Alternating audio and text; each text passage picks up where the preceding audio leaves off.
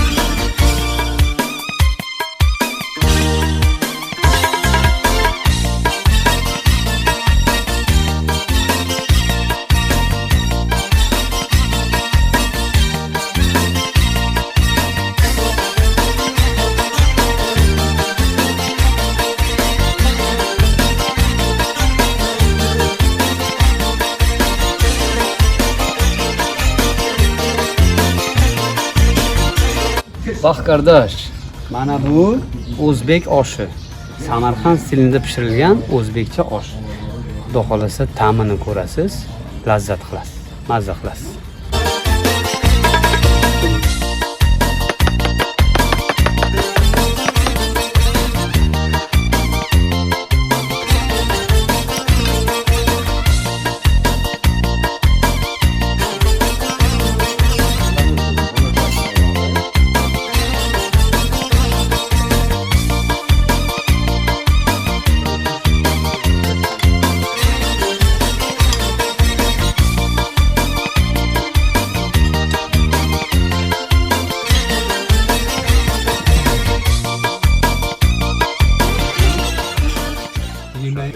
Aş necədir Məlikə? Aşın dadı super, çox dadlıdır. Amma əsas aşın dadı deyil, sıra ətrafında kiminlə yemək yeyirsən, əlbəttə ki, ailə ilə çox gözəldir. Bütün yeməklər ailə ətrafında hamısı dadlıdır.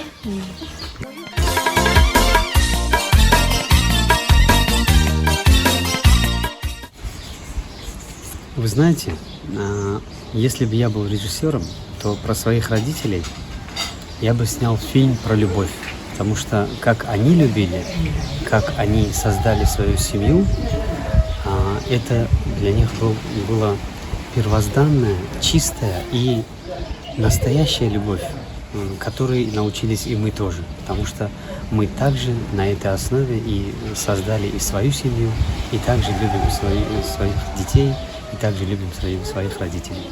Всем желаю, чтобы такая любовь была в жизни у всех. Səxavət Ociyev təkcə mənim atam deyil, həyatda mənim böyük müəllimim, yol göstərənim, dayağım, həm də ki, mənə insanlara sevgi göstərmək, humanist yanaşmaq və mehriban olmaq öyrədən bir insandır. Biz həmişə atamla söhbətlərimizdə həmişə o mənə çox humanistcəsinə məsləhətlər verirdi. Təkcə özünü yox, yəni insanlara, cəmiyyətə necə fayda verə biləcəksənsə, yəni onu düşünməlisən. Yəni bu həmişə mənim yadımdadır və uşaqlıqdan atam bunları bizə öyrədib və deyib. Atamla anamın sevgisi hamıya nümunə olan bir sevgi düşünürəm. Çünki onların sevgisində, onların qayğısında biz böyümüşük və onları görmüşük və biz də artıq onlardan görüb bu sevgini ətrafa həmin sevgini paylaşmağı bacarırıq və davam edirik paylaşmağa. Mən inanıram ki, insanlar nə qədər sevgi ilə yanaşsalar ətrafa, insanlara, dünya daha gözəl, daha sülh içində və daha gözəlləşib gülçək açacaq. Assalamu aleykum. Xoş gəlibsiz əvvəla hamınız. Xoş gününüzdə olaq. Nuri Didə Tocisar. Sağ-salamat gəlibsiz, qonağımız olur. Mən Munira Şukurova Odjiyeva, Səxavət müəllimin ömür yoldaşıyam. 1972-ci ildə tanış olmuşuq Səxavət müəllimlə. Amma arada 74-cü ildə evlənmişik. Demək, mən müəllimlərimizlə bura dəstxət şünaslığa gəlmişdik, kitabxanaya. Kitabxanada qədimi dəstxətlərini oxumağa, öyrənmək üçün bir həftəlik gəlmişdik. Bizlər iki nəfər qız uşağı və 5-6 nəfər kursdaşlarımız, oğlanlar gəlmişdik və müəllimimiz. Allah rəhmət eləsin, o ərəbşünas idi.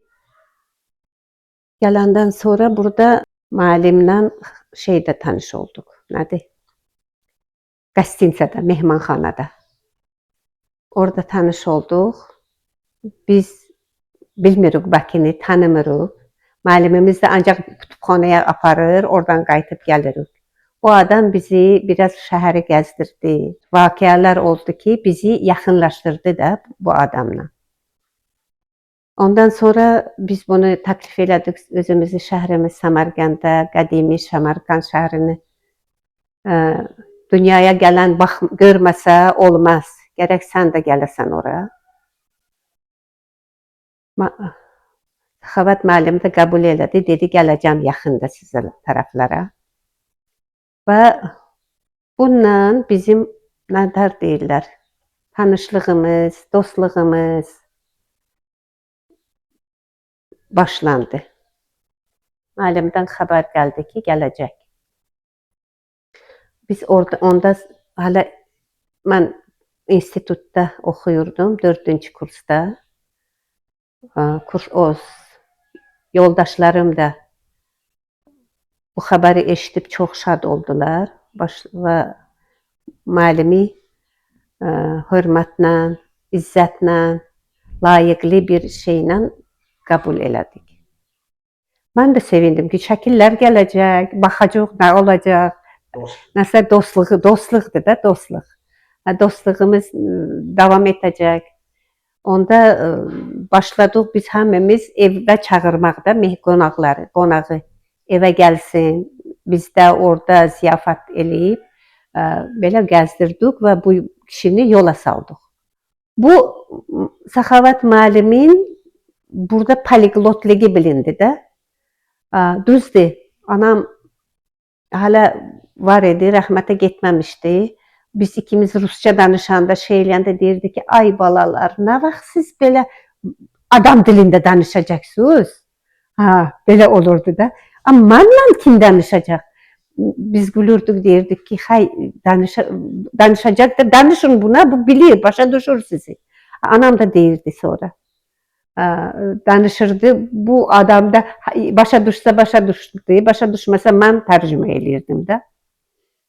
Amma çox keçmədi. Universitetdə oxuya-oxuya, 1, 2, 3, mənə elə gəlir ki, 77-ci illərdə bu başa düşürdü də, danışırdı da. 3 il arasında başladı. Tacik dilində də. Çünki məhəllə taciklərdir əsas. O görürsüz ki, adam özü marağı olsa, özü istəsə öyrənəcək də. Bunu kursunu axırları idi. Diplom yazırdı. Diplom yazanda həmişə məsələn mən kömək eləmişəm tərcümə eləməyə. Görürəm ki, qəzetləri özü oxuyur özbək dilində, özü də şeylər qoyur. Kiçka qoyur. Deyirəm ki, niyə edirsən? Deyir bil. Amma bəzi sözləri o soruşurdu hələ o vaxtlar. Sonra başladı özü dərs deməyə başladı. 80-80-ci illərdə, 81-ci il. Buna şey verdilər, arxiva vedeni. Rus dilində idi, düzdür. Sonra onu leksiyalarını bir yerdə tərcümə eləmiş. Qonaqlar gəldi. Qonaqlar gələndə anası, biz geldik, bizi qəbul qılasınızmı? Əvvəl qapıdan gələndə Xocayin deyib çağırırdı da. Xocayin, Rusça Xocayindadır. Xocayin deyib çağırırdı. Sonrası anası deyib gəldi. Dedim, demək özbəklərlə gəlir. Əgər taciklərlə gəlsə, yeş deyib bağırırdı o tarafdan, qapının ağzından. Ma olmadı. Bu tacik dilində deyirdi də. Ondan bilirdim ki, ya dostları tacikdir, ya dostları özbəklərlə gəlir. Axırdakı qarışdı, heç fərqi yoxdur. Boyuna danışa bilirdi, danışırdı. İndi bu həyatdır. Nə qədər deyirlər ki, Leyli Məcnun olsa da, Yusuf Züleyxa olsa da, haqq yolunda olsa gözəl olacaq. Amma nə üçündür? Belə onun malı dövlətidir, onun gözəlliyidir, onu bilmirəm, yəni nəsə bir xeyridir, o olsa olmayacaq heç vaxt. Dünyada Allah insanı cüt yaratıb da. Cüt yaratıb da və onları ona görə bir-birində nətər deyil, əsilli, möhtac eləyib yaradıb ki, bir-birini hörmətini, izzətini, məhəbbətini əsirgəməsin. Əgər o əsirgəsə, başqa tarafa getsə, ya bir nətər deyirlər, vıqada, nətər deyirlər onu vıqada. Nədir? Şeytan da o. Upravlət eləyir də, başqarır. Şeytan başqarır. Çünki dünya belə yaranır. İnsanı belə imtihan eləyir.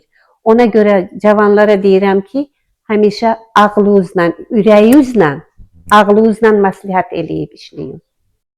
Məktəb illərindən oxuya, məktəb illərində oxuyanda birinci biz Nizami Gəncəvini oxumuşuq da. Əlbəttə şeirləri, əsərləri fars dilində, tacik dilində oxumuşuq. Amma onda vətənpərvərlik hissi inşalar yazırdıq da. Nizami Gəncəvinin əsərlərində vətənpərvərlik hissi deyib. Orada yekə hərflərlə Azərbaycan deyib yazılırdı da, Azərbaycanlı. Onu Azərbaycanlı olmalı, onu o qədər bizim nətərdir, urfumuza, adətimizə, böyüklərimizin danışdığı sözləri, onun sözləri olduğundan ürəyimizdə nəsə bir məhəbbət, mehir oyanmışdı. Bu bir. İkincisi, sonradan atam çox şeydir də, oxumuşlu olub özü. Bu Rus ədəbiyyatında bilirdi, başqasındandır. O Nizamidən, Füzulidən, sonra özümüzni Bedilun, Baburun nəvailərdən şeirlər oxuyurdu. Orada biz təbiətini, onun yerlərini, həm də insanlarını, özümüzü insanlara oxşatmışıq həmin əsərləri oxuyub. Ona görə də məhəbbətimiz bəlkə ondan gəlib qalıb. Oradan gəlib çıxıb, tərbiyələnib. Bu adamla da, bu insanla da tanış olandan sonra nəsə yaxınlıq, qohumluq hissimi bilmirəm, nəsə hissi bizi bir-birimizə yaxınlaşdırdı. Sonradan münasibətimiz o məktublarla olub da. Məktublarla. Məni iki vətənim var, Özbəkistan, Azərbaycan, ikisiga bərabər fida bo'lsin canu tan deb belə şeir yazmışdı dördümüzdə qızım. O yadıma gəldi. Ona görə deyirəm ki, uşaqlarımız da bura gəlmək istəyəndə əlbəttə ruhlanırlar, belə şad olurlar. Ki o cavanlara istəyirəm ki, yer üzü Allah demişkən ki, hamımızı yurdumuzdur. Fərqi yoxdur o nəsildən, nəcabatdan, millətdən. İndi görürsüz, həmidə it kart veriblər. Orada heç kimi milləti yazılmır. Ancaq nəyi yazılır? Doğulduğu yeri. Amma doğulduğu yerdə dəqiq demirsən ki, mən məsələn, mən Tacikam demirəm ki, mən Özbəkəm, Özbəkistanda doğulmuşam. Ona görə də inşallah elə yaxşı vaxtlar gəlsin, yaxşı zamanlar olsun bizdən sonra da cavanlarımız, ümumən insanlar bir-birinə mehriban olsun. Mənə yaxşı məlumdur ki, Nazarbayev 2006-cı ildə belə bir fikir ortaya atdı ki, Türk dilli dövlətlərin iqtisadi cəhətcə əməkdaşlığı zəruridir, vacibdir. Lakin bu bir ideya idi. Məncə söz kimi deyilmişdi. Olsa yüngülvari əlaqələr mövcud olurdu. Lakin 2009-cu ildə sevimli prezidentimiz İlham Əliyev üç dövlətin başçısını Türkiyənin, Qazaxıstanın və Qırğızıstanın dövlət başçılarını Naxçıvana dəvət elədi özü də olmaqla. Beləliklə 4 dövlətin başçısı orada Türk dilli dövlətlərin bütün gələcək perspektiv işlərini hamısını protokollaşdıraraq bunların əməkdaşlığı üçün hüquqi baza yaradı. Bundan sonra bu bazanın əsasında Türk dilli dövlətlərin istər iqtisadi, istər sosial, istər ictimai baxımdan əməkdaşlıqları getdikcə güclənməyə başladı. Və bunun nəticəsi olaraq 2010-cu ildə Nazarbayev Qazaxıstanda Beynəlxalq Türk Akademiyasının təsis olunması ilə bağlı sənədə imza atdı. Beləliklə, Beynəlxalq Türk Akademiyası yarandı. Az vaxtdan sonra Turan, Özbəkistanda isə Heydərbəy Bababəyev adında bir ziyalı qardaşımız Turan İlmlər Akademiyasını təsis eləməyə başladı. Turan sözü çoxlarını vahimələndirdiyi üçün mənə yaxşı məlumdur ki, o vaxt Heydərbəy Bababəyevi çağırıb KKB-nin xətti ilə çox incidiblər. Dövlət Təhlükəsizlik Komitəsinə çağırıblar. Neyiniyiblər, incidiblər, yenə əqidəsindən dönməyib. Və beləliklə 2012-ci ildə Özbəkistanda Turan İlmlər Akademiyası qeydiyyata alındı və başladı fəaliyyətə. Bundan sonra tədricən başqa-başqa, o cümlədən Türkiyədə də şəxsən Türk Dünyası Araşdırmaları Beynəlxalq Elmlər Akademiyası yarandı, canlı şahidəm mən.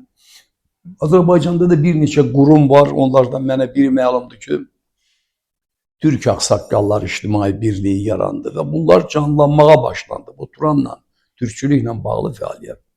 Talih elə gətirdi ki, Özbəkistanda olan həmkarımız Almaz Məcidovanın sayəsində mən Turan İlmlər Akademiyasından əlaqə yaradaş oldum. Burada o zaman mənə məlum oldu ki, bəli, Özbəkistanda Azərbaycanlı bir həmkarım var. O da Səxavət Ociyevdir ki, ona böyük müəyyən mərhələləri keçdikdən sonra Səxavət Ociyevə böyük etimad göstərərək Turan İlmlər Akademiyasının rəyasət heyətinə üzv seçiblər.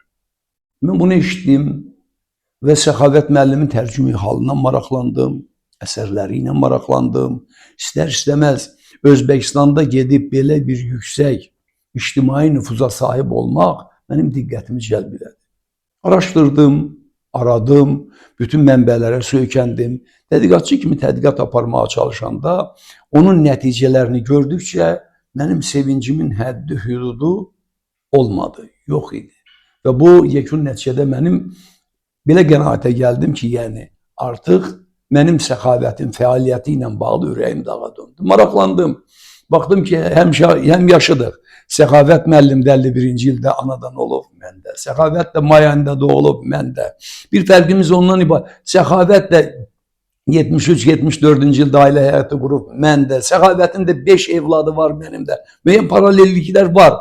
Lakin fərqli cəhətimiz ondan ibarət ki, Səxavət müəllim Turan Elmlər Akademiyasının rəhbər vəzifələrinə Özbəkistanda qalxıb. Mənə isə Azərbaycanda etimad göstəriblər. Səxavət müəllim qərib ölkə deyərdim, qardaş ölkə olmağına baxma, Azərbaycandan kənar olduğuna görə doğma qərib diyarda bu ada qalxmağı mənim ürəyimi dağa döndərdi və bununla bağlı məqalə işləyib, Türk Dünyası Ağsaqqalları qəzetində böyük bir məqalə, ürəyim dağa döndü məqaləsini verdim. Və bundan sonra Səxavət müəllimlə bizim aramızda sağlam ictimai münasibətdən başqa ailəvi münasibət də yarandı. Mən evinə də, bura gəldi, məni evinə dəvət elədi. Mən də onu götürərək maşınla prezidentin izi ilə belə bir televiziyada veriliş getmişdi. Yəni prezident Böyük Qafqaz Sıra dağlarına səyahət eləmişdi. O izlə bunu apardım, gəzdirdim. Böyük Qafqaz Sıra dağlarında görmədiyimiz yerləri birlikdə araşdırdıq. Yəni deyəcəyim ondan ibarətdir ki, əməli fəaliyyəti, ictimai mövqeyi, ailə münasibət məsələləri məni özünə cəlb elədiyinə görə onun keçdiyi həyat yoluna baxdıqda sanki dincəlirəm. Çünki əsl Azərbaycanlı ziyalısını, namuslu, qeyrətli, abırlı, həyalı bir ailənin başçısı olduğunun canlı şahid olurum. O cümlədən onun həyat yoldaşı Özbəkistan vətəndaşıdır. Ancaq milli mənsubiyyətini bilmirəm, Özbək qızıdır, yoxsa necə? Munirə bacı da Səxavət müəllimin bütün əziyyətini çəkən xanımdır. Munirə xanım olmasaydı, Səxavət müəllim bugünkü zirvəyə qalxa bilməzdi. Çünki qadınla kişi istər-istəməz ömür yolunda onların çiyinə düşən məsuliyyəti, valideyn, vətəndaş borcunu layiqincə yerinə yetirməsə, heç bir vaxt nə kişinin uğuru ola bilər, nə qadının. Buna görə də bu ailədə sağlam bir milli ruhu, milli əqidəni, milli münasibəti, milli tarixi, keçmişə, milli ruhda yanaşmanı gördükcə ürəyim dağa dönürdü. Və bunun nəticəsidir ki, Səxavət müəllimin 75 illik yubileyinin yüksək səviyyədə keçməsi üçün əlimdən gələni əsirgəməmişəm. İndən sonra da ömrüm boyu onun şəxsiyyətinə, ailə məişət münasibətlərinə dərin hüsn rəğbətim olduğumu bildirirəm. 2014-cü ildə Gürcüstandan mən hərbi attaşe vəzifəsini təhvil verəndən sonra hörmətli Ali Baş Komandanımız əmr verdi ki, mən getməliyəm Özbəkistana, Taşkent şəhərinə, Özbəkistan vilayətinə. Orada hərbi atışın aparatını yaratmalıydım. Eyni zamanda da orada bizim səfirimizin hərbi siyasət üzrə müşavir təyin elədilər məni. Həmin o vaxtdan mən gələndə Taşkentdə Azərbaycan diasporundan tanış olandan sonra mən elə hiss elədim ki, kimlə görüşəndə, oturub söhbət edəndə Səxavət müəllimin adını çəkirdilər. Mən də öz-özümə elə maraqlı oldu ki, söz vermişdim ki, mütləq bir Səxavət müəllimlə tanış olacağım. Onun için deyəndə ki, Səxavət müəllim Özbəkistana, Samarkandın Pedaqogiya Universiteti bitirəndən sonra bir tarixçi kimi elə hörmət Özbəkistanda qazanmışdı ki, Azərbaycan diasporasının arasında elə ilk dəfə onun adını mən eşitdim. Və bizim tanışdığımız o vaxtı alınmadı. Elə oldu ki, fəaliyyətimizdə mən əsas hərbi məsələ ilə məşğul idim. Elə oldu ki, biz o Taşkentdə olan zamanı bəzi mənim o məqələlərim, kitablarımla tanış olayan tarixçilər, ziyalılar və Turan Akademiyasının prezidenti mənə dəvət elədi və o vaxtı Turan Akademiyasının üzvü kimi akademiya rütbəsini verilməsində orada qərar qəbul olundu ki, mənə akademiya rütbəsi verilsinlər. Və işlə əlaqədar 2014-cü ildə may ayında mənə təyin edildilər Silahlı Qüvvələrin baş komandanın müavini təyin edildilər. Mən fəaliyyəti yandırdım və qayıtdım Azərbaycana. Azərbaycana qayıdandan sonra həmən akademik rütbəsi, nişanı və sənədlər mənə təqdim olandan sonra mənə dəvət edildi Sabir müəllim. Sabir müəllim bizim Turan Akademiyasının filialı, Azərbaycanda filialın rəhbəridir və onun da oldu Səxavət müəllimi.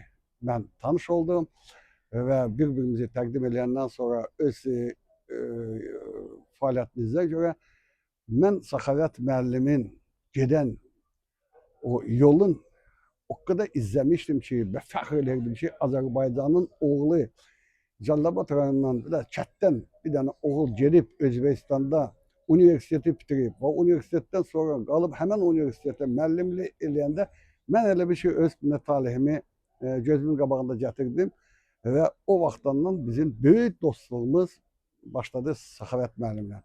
Bir gün də onun yubileyində mən iştirak eləmə özümə bir şərəf bilirəm. Şərəf bilirəm ki, belə insanlarla, Səxavət müəllimlə, Əli müəllim, Quliyevlə, Sabir müəllim, Tağıyevlə mən tanış olmuşam və bundan sonra da biz çalışacağıq ki, Türk dünyasından, Azərbaycan tarixindən, Azərbaycanın belə igid oğlanlarından çatdıracaq ki, belə oğlanlar, Səxavət kimi insan var. Səxavət müəllim xalqına, vətəninə sədaqətlə xidmət edib. Onun əsl gözəlliyi onun sadəliyindədir. Bu qədər uğurlar qazansa da, professor adını daşısa da, Turan Elmlər Akademiyasının akademiki olsa da, öz sadəliyində olduğu kimi qalıb.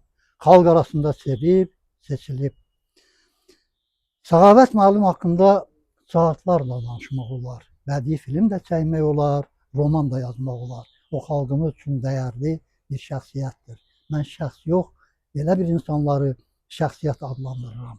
Onun haqqında qısaca bir ifadə işlətmək istəyirəm. İstedad əlinə qələm aldığı gündən ömrünün sonuna qədər istedad olaraq qalır. İstedad gələcəyə işıqlı mayaq. Səxavət Hacıyev xalqımıza həm arxa, həm dayaq. Səxavət müəllim, sizi 75 illik yubileyiniz münasibətilə səmimi qəlbdən təbrik edir. Sizə can sağlığı, saadət, sevinç, xoş günlər arzu edirəm. Qoy bundan sonra da ömür yollarınız mənalı və dəyərli olsun. Mən Səxavət Qələmzoğlu Hacıyev 25 may 1951-ci ildə Cəlilabad rayonunun o vaxtki Andreyevka, indiki Qarazəncir kəndində anadan olmuşam. Kəndimizdə 8 illik məktəbimizi, 8-ci sinifini qurtardandan keyin sonra mən Bakıya gəlib 5 nömrəli texniki peşə məktəbində mebelçi sənətinə oxumuşam. Eyni zamanda da attestat almışam ki, ali məktəbə girmək üçün. Lakin bəzi vəziyyətlərə görə mən ali məktəbə sənət verməmişəm burada. Amma güclü, ali məlumat alıb, alim olub, tarixdə iz qaldırmaq əzmi ilə həmişə çalışmışam. Bir neçə ay işləyəndən sonra mən 1969-cu ildə hərbi xidmətə getdim. Hərbi xidməti də Naxçıvan şəhərində keçdim 69-71-ci illərdə. Orada da mən ali məktəb oxumaq üçün, öz biliyimi zəiflətməmək üçün həmişə öz üzərimdə çalışmışam. Oradan da qayıdandan sonra müvəqqəti yenə işə girib, ev işlərində ata-anama kömək eləyib, eyni zamanda da həmişə fikirləşmişəm. Mən hara gedim ki, orada öz bilgimlə oxuyub, ali məlumat ala bilim. Demək, Allah mənə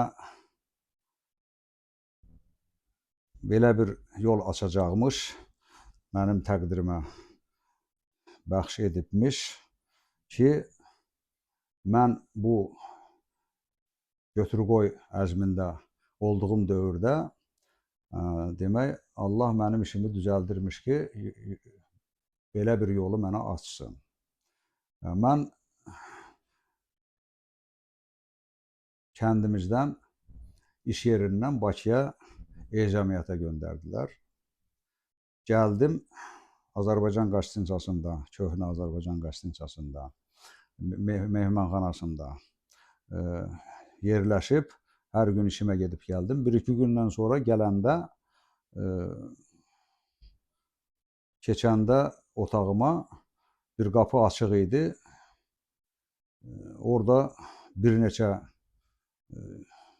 gənclər oturub, çay içib, söhbət edirdilər və aralarında da biraz yaşlı adam var idi. Demə, bu müəllim imiş, bunların müəllimi. Mən qapı açıq olduğuna görə salamlaşıb keçdim. Sonra arxamdan oğlanlardan biri çağırdı. Qayıtdım, girdim. Oradakı olan o yaşlı Bəxtiyar müəllim imiş. Təqdim elədi ki, mən universitet müəllimiyəm. Bunlar mənim tələbəmdir. Bir-bir adlarını dedi. Sonra mən də müəllimləriyəm. Bunları tətil vaxtı Bakını gəzməyə gətirmişəm. Sonra stolun üstündə Səmərqənddən gətirdikləri naz-nemətlərdən var idi. Hansı ki, kişmişdi, noxuddu, başqa-başqa. Mənə tanış idi. Yalnız o ərik dənəsi tanış deyirdi. Orada mənə öyrətdilər necə ərik dənəsini sındırıb yemək və yaşıl çay içməyi ilk dəfə. Orada mən içmişəm, onlar gətirdiyindən və s. Beləliklə dostlaşdıq bunlarla orada. Sonra mən işə getməyib, bunlarla 1-2-3 gün şəhəri əyləndirdim. Azərbaycanımızın yaxşı tarixi yerlərini gəzdirdim və bunlar çox razı qaldılar və hətta dedilər ki, sizi bizə Allah yetirdi. Siz olmasaydınız biz tanımadığımız yerdir, birinci dəfədir Bakıya gəlmişik. Demək, əziyyət çəkərdik və s. 2-3 gündən sonra vaxt gəldi ki, bunlar yola salmağa. Bunları yola saldım və sonra da bəzi lazım olan kitablardan nə lazım idi tapıb göndərdim, şəkillərimizi göndərdim və s. Və mənə dedilər ki, Səxavətcan, məktubda yazacağıq, dəvət eləyəcəyik, dəvət eləyirik sizi. Əgər Səmərqəndə gəlməsəz, biz məktub yazıb sizlə savaşıb münasibətimizi, dostluğumuzu pozacağıq. Mən də gəzmək əzmində yaxşı marağım var idi. Çünki orta məktəbdən Səmərqənd haqqında biraz məlumatım var idi, Səmərqəndin tarixi abidələr haqqında. Maraqlı idi mən üçün görmək. Bir aydan sonra, yəni 12 fevral 1972-ci il tanışlığımız, 12 mart həmən il bunlar bir aydan sonra zəng elədilər ki, məktub yazdılar ki, hansı birinin toyudur və sizi dəvət eləyirik.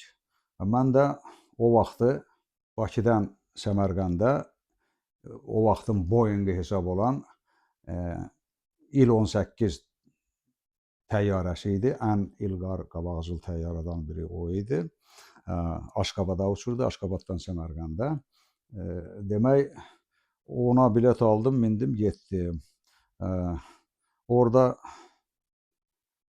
görüşdük və s. Məni orada çatanda məlum oldu ki, instituta apardılar. Nəinki bu 5-6 dostlar, Bakıda tanış olduğumuz. Bunlar gəlib o qədər tərifləyiblər ki, bütün qruppalar, müəllimləri və universitet tələbələri çoxu məni qiyabi olaraq tanıyır. Əyani olaraq görüşdük, söhbət elədik hamısı ilə və s. O qruppanı icazə verdilər ki, məni aparıb şəhərə, Səmərqəndə gəzdirsinlər. Aparıb məni 1-2-3 gün Səmərqəndin bütün tarixi abidələrini, milli taamlarını, mətbəxlərini hamısını göstərdilər və hansı bir o dostlarımızın evinə məni aparırdılar. Ora həyətlərinə girən kimi ata-anaları şəklini gördüyü halda məni tanımış kimi deyirdilər, bu Səxavətcandır ki. Beləliklə mən Səmərqəndə yol açmalı oldum. Hər dəfə dəvət edirdilər toy tamaşalarına və s. Mən gedirdim. Bir ildən biraz artıq gedib gəldikdən sonra gördüm ki, burada bulvarın ətrafında Səmərqənd Dövlət Universiteti, Əlişir Nəvayadın o vaxtı. Qəlbimə gəldi ki, burada yaxşı olar yəqin ki. Bu universitetə hərəkət eləyərəm qəbul olmağa. Demək, bir ildən artıq vaxt keçdikdən sonra yalnız dostluq hamısı ilə, o Bakıda o qruppada olan iki Munira Şükürova və Mahirə xanım ikisi idi. Onlarla da yalnız dostluq, bir yerdə məni gəzdirirlər, oturub dururuq, evlərinə qonaq çağırırlar və s. Bir il yarım vaxt keçəndən sonra Allahın izni ilə, hökmü ilə Munira Şükürovna, o həmən tələbə qızla bizim ulduzlarımız tutaşdı. Sonra Munira Şükürova oldu Ociyeva. 74-cü ildə ailə qurduq. Lakin o tanış yaxından, ulduzlarımız tutaşandan sonra keçdiyi bir il vaxtda mən hər həftədə, 2 həftədə, ayda bir dəfə həmən İl-18 samolyotla uçub Səmərqənddə dostlarla görüşürdük, otururduq, gəzişirdik və s. Yalnız onlara bildirməzdən, utandığımızdan idi yəqin ki, bildirməzdən ikimiz ayrıca da görüşlər də keçirirdik. Bu da elə oldu ki, onlarda bir xüsusiyyət var. Bəzi bizdə olsaydı bəlkə dostlar inciyərdi. Sən bizə deməyibsən, biz də kömək eləyək, bizdə nə bilim filan bəsməkan. Amma hamısı evlənəndən sonra, ailə qurandan sonra bilib, ümumən özlərini bilməməzliyə vurdular heç birinə. Axır biraz keçəndən sonra həvəslə, böyük bir həvəslə Bəxtiyar müəllim, Allah rəhmət eləsin, Bəxtiyar müəllim onda artıq prorektor işləyirdi. Bütün alimlər, bütün zatlar arasında, tələbələr hamısının arasında, çünki o vaxtı orada Özbəkistanda 130-dan artıq millət vəkilləri yaşayır, amma baxmayaraq milli adət-ənənəni halda, məsələn, Özbək Tacikə, Tacik Özbəkə ya və başqa millət bir-birinə, xüsusən Taciklər qız verməzdilər. Bunu görüb, güya ki, bizim bu gizli məharətli sevgimizi Bəxtiyar müəllim dedi, Tacikcə, hamının arasında, sevindiyindən, Səxavətcan dedi, kəndə təzən et, Tocikova bobka dedi. Bu da indi tərcümə eləsəm, yəni bunu tərcümə eləmək də hətta mənə çətinlik çəkirəm, çünki kəndətə zənət deyən sözü, yəni əhsən, əhsəndən əhsən, afərin filan bu mənada, yəni sənin bu siyasəti və hərəkəti və bu filan, həm də taciklərə güc gəldim mənasında Tacikova Bobka dedi. Nəysə, indi ailə qurandan sonra 74-cü ilin axırında 74-cü ildə ailə qurduq. Axırında atası, yəni qaynatam Abdüşkür baba vəfat etdi. Yaşı çox böyük idi. Ağır böyük molla idi. Ziyalı idi, yaxşı. Sonra Munira ailədə yeganə qız olduğuna görə anasına baxmayaraq ki, ailədə böyük qardaşları var idi. Böyük qardaşının uşaqları var idi. Həyatda bir yerdə yaşayırdılar. Çox mehriban ailə idilər. Amma mən rəhimdillik elədim burada da ki, ana üçün qız bu vəziyyətdə yanında olmalıdır. Ki, necə deyərlər, müvəqqəti olaraq biz keçdik, orada biraz yaşayaq ki, bunun darıxmasın, əziyyət olmasın. Ora məskunlaşandan sonra müvəqqəti universitetin yanından keçəndə elə həmən ili 75-ci ilin ayında imtahan qəbulu vaxtı dedim bir bura hərəkət eləyim. Sənəd verdim Səmərqənd Dövlət Universitetinin Tarix Fakültəsinə və qəbul oldum. Bunu biraz bir balaca hələ geniş danışsam bir neçə kitab olar, amma qısa deyim ki, çox sevincli. Azərbaycana da xəbər gəldi ki, belə filan. Kimisi inanmışdı, kimisi yox. Müəllimlərim demişdi ki, dostlar, müəllimlər, Saad müəllimin bu qabiliyyəti var idi. Tətildə ilk dəfə mən qəbul olan sonra gəldik. Bundan sonra artıq bugünə qədər 54 ildir ki, biz ailəvi 1, 2, 3 və 5 uşaqla axırıncı indi nəvələrlə Azərbaycana həmişə gəlib getmişik, bağlı olmuşuq və s. Orada təbii ki, gecə oxudum, gündüz işlədim ailə üçün.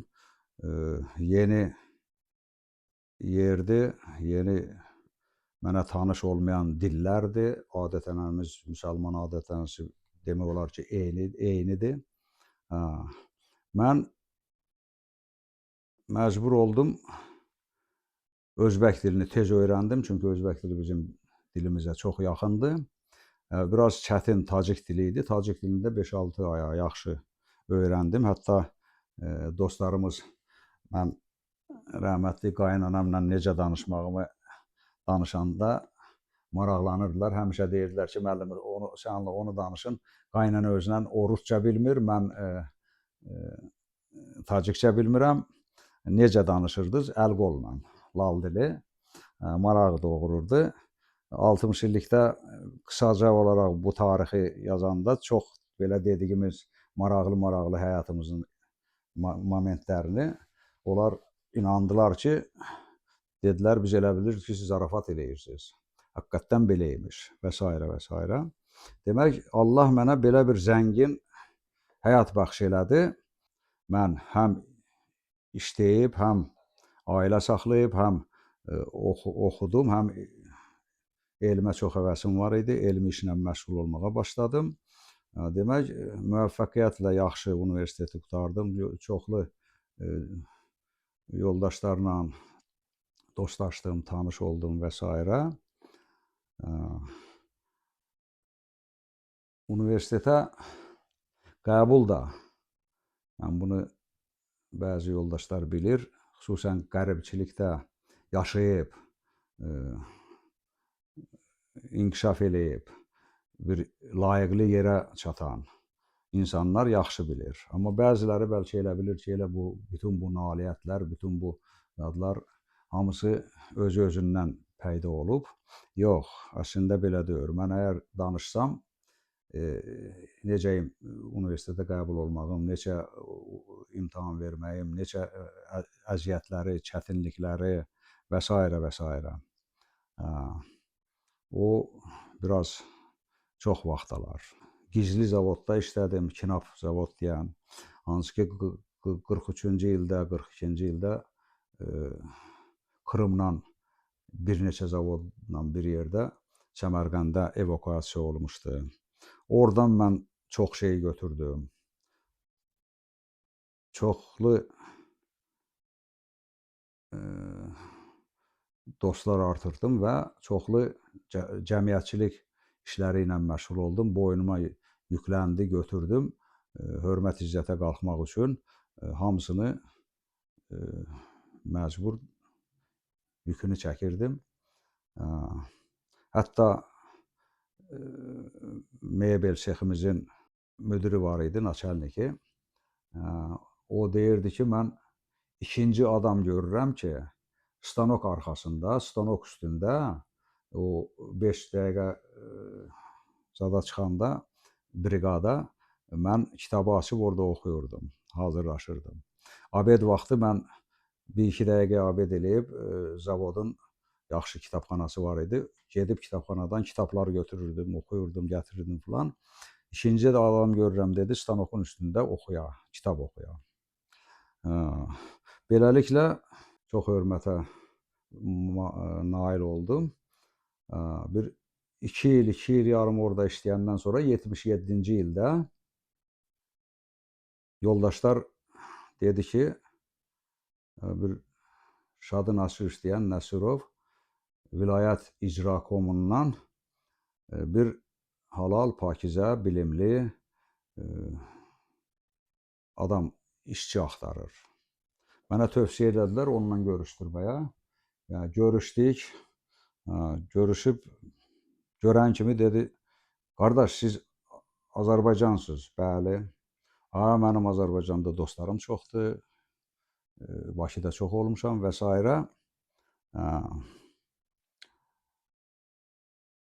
İşə keçəndə 1-2 gün get-gəldən sonra, məni sınaqdan keçirdəyindən sonra əmr verdi,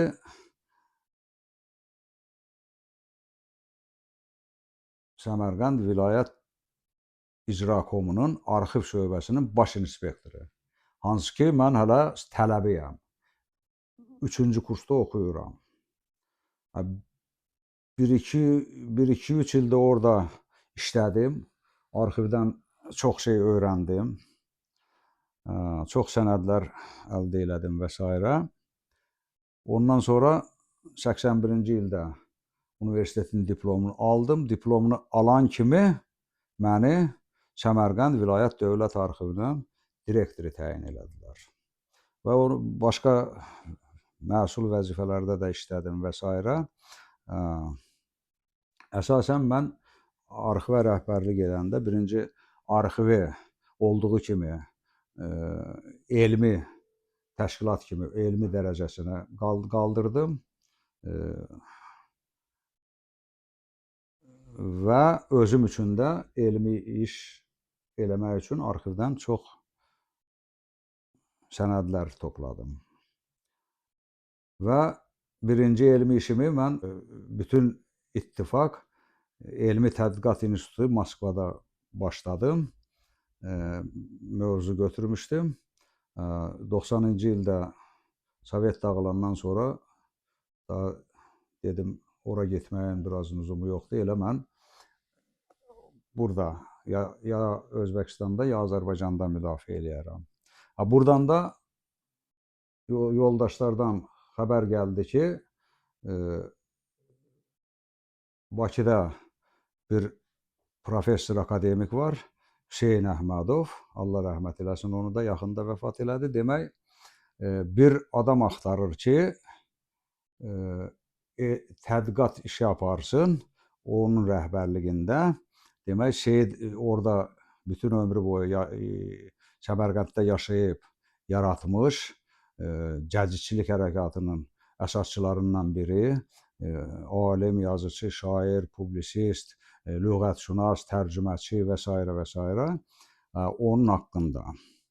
Bu da elə oldu ki, mən bir vətənpərvər kimi, bir Azərbaycanlı kimi o həmyerlimizin yaradıcılığı fəaliyyəti ilə məşğul olub, onu bir o vaxtı o da başqa ziyalılarımız kimi o da Stalin qatağanına düşüb, repressiyasına düşüb. Onu tanıtmaq üçün bütün Özbəkistana, Azərbaycana mən işləyirəm onun üstündə. Professor Yuri Nikolayeviç Ələsgərovla, Qaybullah Salamla və başqa alim dostlarla bu vaxtda işləyirik. Mən Bakıya gələndə Hüseyn müəllimlə görüşdüm. Materialları dissertasiya halına gətirib dissertasiya müdafiə elədim. Sonra doktorluq işi həmən mövzu ətrafında, yəni Özbəkistanda yaşayan ziyalı alim Azərbaycanlılarımızın həyatı və pedaqoji görüşlərindən. Orada Maqsud Şeyxzadə, Əlizadə, Əli İsmailzadə və çoxlu başqaları haqqında mən dissertasiyanı yekunlaşdırmalıydım. Sonra Sovetdə dağılandan sonra mən 90-cı ildə eyni zamanda arxivin direktoru işləyən vaxtı mən universitetdə dərs də verirdim ki, elmi işə bel bağlamaq üçün. İlk dəfə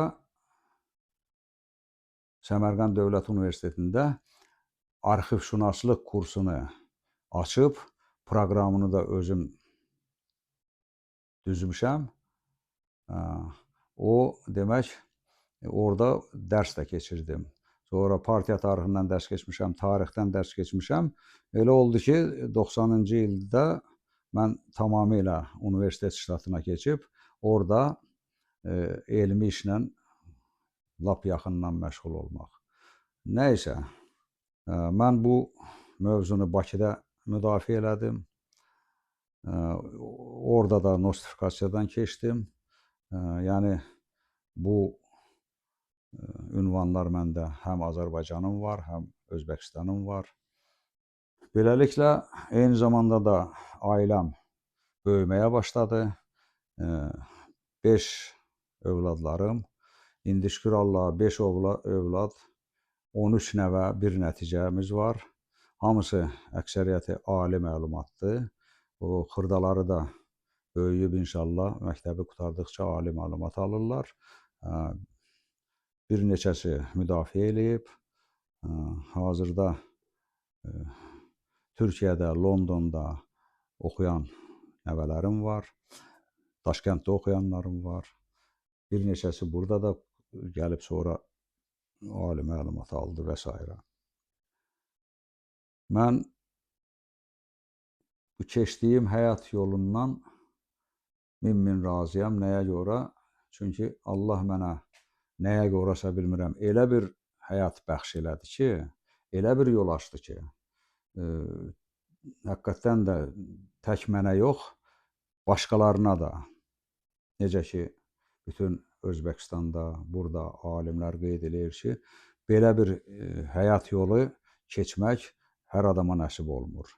Və mən onların yazdığı, qeyd elədikləri kimi, mən onunla fəxr edirəm ki, mənə Özbəkistan və Azərbaycanın fəxri, layiqli alimi, oğlu deyib müraciət edirlər.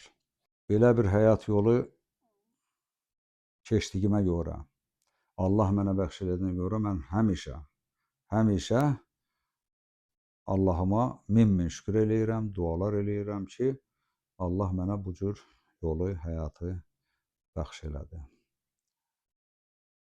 Yəni, belə maraqlı həyat mən arzulayardım ki, indi bəzi momentləri danışmıram ki, vaxt getməsin.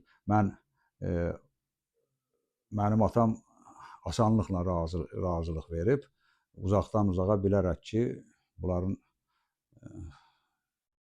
həyatları yaxşı alınacaq.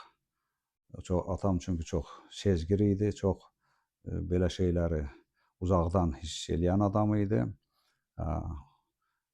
Muniranın atası Şükür babadan xeyir-dua almaq üçün mən 4 saatlarla imtahan vermişəm. Bunun hamısını danışsa kitabda var. Hamısını danışsa çox maraqlıdır. Orada imtahan deyən yazmışam. Sonra sevginin oxşarı deyən yazmışam. Tərcümə halımdan yazmışam. İndi atam, onu da qeyd eləmişəm ki, mənə bekardan Səxavət adı qoymayıblar. Elə Özbəkistanda da Səmərqənd yerinin Səxavəti. Belə bir ibarə var. Səxavət demək bu xeyirxah, xalqa, millətə xidmət eləyən. Mənim də bir amalım olub ki, bütün bu oxuduğum, bütün bu zəhmətimlə xalqıma, millətimə xidmət eləyim, kadrları yetişdirək, gəncləri elə tərbiyə eləyək ki, gələcəkdə həqiqətən də həm Özbəkistan gənclərin, həm Azərbaycan gənclərini gələcəkdə bu cəmiyyətin həqiqi, pak, vicdanlı vətəndaşları, kadrları olsunlar.